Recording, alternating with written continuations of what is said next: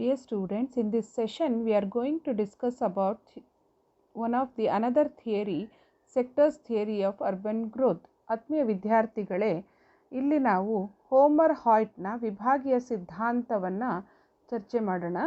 Sectors theory of urban growth. Several attempts have been made to find the principles which shape the ecological pattern of the city, to find rules which govern equality and spatial development of all urban settlements regardless of time and location seems an ever-continuing venture. The sector theory of Hoyt was developed 14 years after Burgess' theory was tested in relation to the growth of existing cities. According to Hoyt, this theory was intended as a modification of Burgess' theory.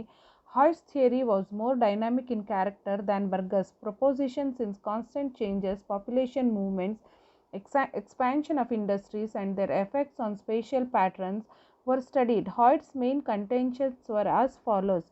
ಬರ್ಗಸ್ನ ಸಿದ್ಧಾಂತದ ಮಂಡನೆಯಾದ 14 ವರ್ಷಗಳ ನಂತರ, ಅಂದರೆ ಸ್ವಯಂಚಾಲಿತ motor ಗಾಡಿಗಳು ಬಹು ವ್ಯಾಪಕವಾಗಿ ಬಳಕೆಯಾಗತೊಡಗಿದ ಮೇಲೆ, Homer ಹಾಯ್ಟ್ನು ನಗರ ಪ್ರದೇಶಗಳ ಬೆಳವಣಿಗೆಗೆ ಸಂಬಂಧಿಸಿದ ತನ್ನ ವಿಭಾಗೀಯ ಮಾದರಿಯನ್ನು ಮುಂದುವರೆಸಿದನು. ನಗರದ ವಸತಿ ಪ್ರದೇಶಗಳ ಸಂಚರಣೆಯನ್ನು ಮೋಟಾರು ಗಾಡಿಗಳ ಬಳಕೆ ಹೇಗೆ ಬದಲಿಸಿತು ಎಂಬುದನ್ನು ಅಧ್ಯಯನದ ಮೂಲಕ ಕಂಡುಕೊಂಡ ಹೋಮರ್ ಹಾಯ್ಟನು ನಗರಗಳು ಕೇಂದ್ರೀಕೃತ ವಲಯಗಳಂತಲ್ಲದೆ ಪೈರೂಪದ ವಿಭಾಗಗಳಾಗಿ ವಿಭಜಿತವಾಗಿವೆ ಎಂದು ಸೂಚಿಸಿದ್ದಾನೆ. ಹಾಯ್ಟ್ನ ವಿಭಾಗೀಯ ಸಿದ್ಧಾಂತವು ನಗರ ಬೆಳವಣಿಗೆಯಲ್ಲಿ ಸಾರಿಗೆ ವ್ಯವಸ್ಥೆಯು ಎಂತಹ ಮಹತ್ವ ಪಾತ್ರವನ್ನು ನಿರ್ವಹಿಸಿದು ಎಂಬುದನ್ನು ತಿಳಿಸುವುದು.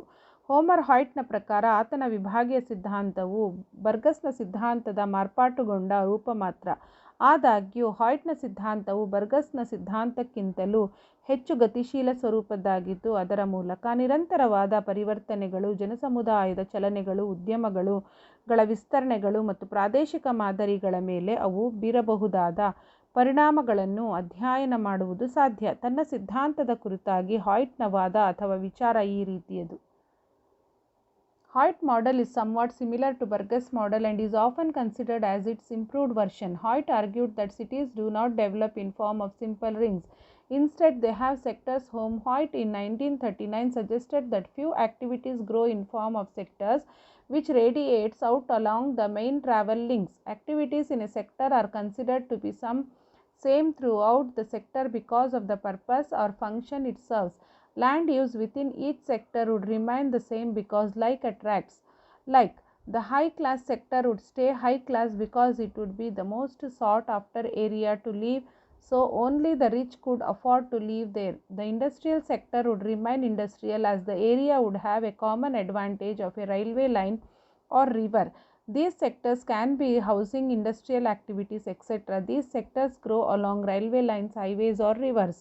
ಕೈಗಾರಿಕಾ ಪ್ರದೇಶಗಳು ವ್ಯಾಪಾರ ಕೇಂದ್ರದ ಸುತ್ತಮುತ್ತ ಬೆಳೆದು ನಿಲ್ಲುವುದಿಲ್ಲ, ಆದರೆ ರಸ್ತೆ, ರೈಲು ಹಾಗೂ ಜಲಯಾನದ ಅನುಕೂಲತೆ ಇರುವ ಕಡೆಗಳಲ್ಲಿ ಹಾಗೂ ಇತ್ತೀಚಿನ ವರ್ಷಗಳಲ್ಲಿ ಕಾಣಬರುತ್ತಿರುವಂತೆ ನಗರದ ಹೊರವಲಯಗಳಲ್ಲಿ ಬೆಳೆದು ನಿಲ್ಲುವವು. ಮೇಲ್ವರ್ಗದ ಪ್ರದೇಶಗಳು ಬರ್ಗಸ್ ಪ್ರಸ್ತಾಪಿಸಿದಂತೆ ಕಟ್ಟಕಡೆಯ ವಲಯ, ಸಂಚಾರಿ ಹೊರವಲಯ ಅರ್ಥಾತ್ ನಗರದ ಹೊರಸುತ್ತಿನ ಕಡೆಗೆ ಸ್ಥಾನಾಂತರಗೊಳ್ಳುವುದಿಲ್ಲ. ಬದಲಾಗಿ ಅವು ಒಂದಕ್ಕೊಂದು ಹೆಚ್ಚಿನ ವಲಯಗಳ ಕಡೆ ಚಲಿಸುವವು. ನಗರಗಳು ಬೆಳೆಯುತ್ತಾ ಹೋದಂತೆ ಮೇಲ್ವರ್ಗಗಳು ನಗರದ ಕೇಂದ್ರ ಭಾಗವನ್ನು ಕೆಳವರ್ಗಗಳ ಬಳಕೆಗೆ ಬಿಟ್ಟುಕೊಟ್ಟು ತಾವು ನಗರದ ಹೊರವಲಯದ ಕಡೆಗೆ ಬರ್ಗಸ್ ಹೇಳಿದಂತೆ ವೃತ್ತಾಕಾರದಲ್ಲದೆ ತ್ರಿಭುಜಾಕಾರದಲ್ಲಿ ಕೇಂದ್ರೀಕೃತವಾಗುವವು. ಬಹಳ ಮೇಲಂತಸ್ತಿನ ನಿವಾಸಿ ಪ್ರದೇಶಗಳು ಚಿಲ್ಲರೆ ವ್ಯಾಪಾರದ ಹಾಗೂ ಕಂಪನಿ ಕಚೇರಿ ಕೇಂದ್ರಗಳಿರುವ ತಾಣಗಳಲ್ಲಿ ಕಾಣಬರುವುದು, ಅಥವಾ ಈಗಾಗಲೇ ಇರುವಂತಹ ಇನ್ನೊಂದು ಜನವಸತಿ ಕೇಂದ್ರದ ಹಾಗೂ ಕಟ್ಟಡಗಳಲ್ಲಿರುವ ಪ್ರದೇಶದ ಕಡೆಗೆ, ಅಥವಾ ವ್ಯಾಪಾರಿ ಕೇಂದ್ರವೊಂದರತ್ತ ಮುಖವಾಗಿ ಒಂದು ಸರೋವರದ, ಕೊಲ್ಲಿಯ, ನದಿಯ ಅಥವಾ ಸಮುದ್ರ ಮುಖದ ಕಡೆಗೆ ಚಲಿಸುವುದು.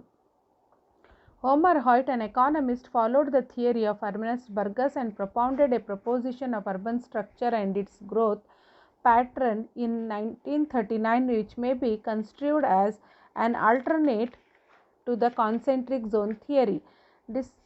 Designating his theory as sector model, Hoyt attempted an overcoming the weakness of the earlier theory. His theory was mainly based on residential rent pattern and the impact of transportation development. Based on the findings of an empirical investigation of 34 American cities, it was observed that high rent areas are located in one or more sectors in the city. Hoyt prepared a map to substantiate how rent changed by sectors of the city irrespective of concentric circle. He also analyzed the impact of transport and recreational areas and other changes which he generated from the maps of housing features and land use pattern of city. ತುಂಬ ದುಬಾರಿಯಾದ ನಿವಾಸಿ ನೆರೆಹೊರೆ ಎಂಬುದು ಸಮುದಾಯದ ನೇತಾರರುಗಳಿರುವ ಪ್ರದೇಶದ ಕಡೆಗೆ ಬೆಳೆಯುತ್ತಾ ಹೋದವು. ಹಾಯ್ಟ್ನು 1934-64 ನಡುವಿನ 36 ವರ್ಷಗಳ ಅವಧಿಯಲ್ಲಿ ಅಮೆರಿಕಾದ ನಗರಗಳು ಹೇಗೆ ಬದಲಾವಣೆಗೊಳ್ಳುತ್ತಾ ಬಂದಿದ್ದವು ಎಂಬುದನ್ನು ಬಹಳ ಎಚ್ಚರಿಕೆಯಿಂದ ಅಧ್ಯಯನ ಮಾಡಿದ್ದ. ನಗರದ ಬೆಳವಣಿಗೆಯಲ್ಲಿ ಕೇಂದ್ರೀಕೃತ ವೃತ್ತಗಳು ಸತತವಾಗಿ ನಿರ್ಮಾಣಗೊಳ್ಳುತ್ತಲೇ ಇರುತ್ತವೆ ಎಂಬುದಕ್ಕೆ ಯಾವುದೇ ದೃಢವಾದ ಸಾಕ್ಷಿ ಇರುವುದಿಲ್ಲ ಎಂಬುದು ಹಾಯ್ಟ್ನ ಅಭಿಪ್ರಾಯವಾಗಿದೆ. ಆದಾಗ್ಯೂ ನಗರಗಳು ತಮ್ಮ ಕೇಂದ್ರ ವ್ಯಾಪಾರೋದ್ಯಮದ ವಲಯದ ಹೊರಗಡೆ ಬೆಳೆಯುತ್ತಾ ಹೋಗುತ್ತವೆ ಎಂಬ ಬರ್ಗಸ್ನ ವಿಚಾರವನ್ನು ಹಾಯ್ಟ್ನು ಒಪ್ಪಿಕೊಂಡಿದ್ದರೂ ಆ ಬೆಳವಣಿಗೆ ವೃತ್ತಾಕಾರದಲ್ಲಿದೆ, ವಿಭಾಗೀಯ ಸ್ವರೂಪದಲ್ಲಿರುತ್ತವೆ ಎಂಬುದನ್ನು ಒತ್ತುಕೊಟ್ಟು ತಿಳಿಸಿದ್ದಾನೆ. ವಿಭಾಗದ ಬೆಳವಣಿಗೆಯು ರೈಲು, ರಸ್ತೆ, ಜಲಯಾನ ಮತ್ತಿತರ ಬಗೆಯ ಸಾರಿಗೆ ಸೌಲಭ್ಯದ ಅಸ್ತಿತ್ವ ಮತ್ತು ಅದರ ಗುಣಮಟ್ಟವನ್ನು ಆಧರಿಸಿ ರೂಪಿತವಾಗುವುದು. Components of Hoyt model. Central business district is placed at center sectors and the partial rings of land use or activities take place. This area is often known as downtown and has high-rise buildings. Industries are represented in form of sector radiating out from the center. These form sector because of the presence of a transport linkage along which the activities grew.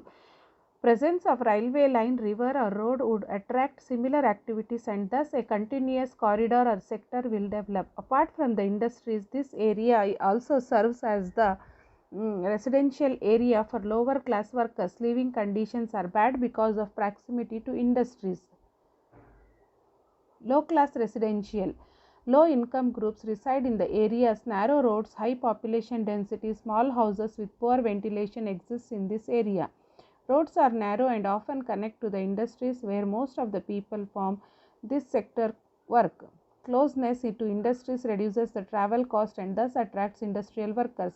Environmental and living conditions are often poor because of the closeness to factories. Middle class residential. This area has middle income groups who can afford larger travel cost and want better living conditions.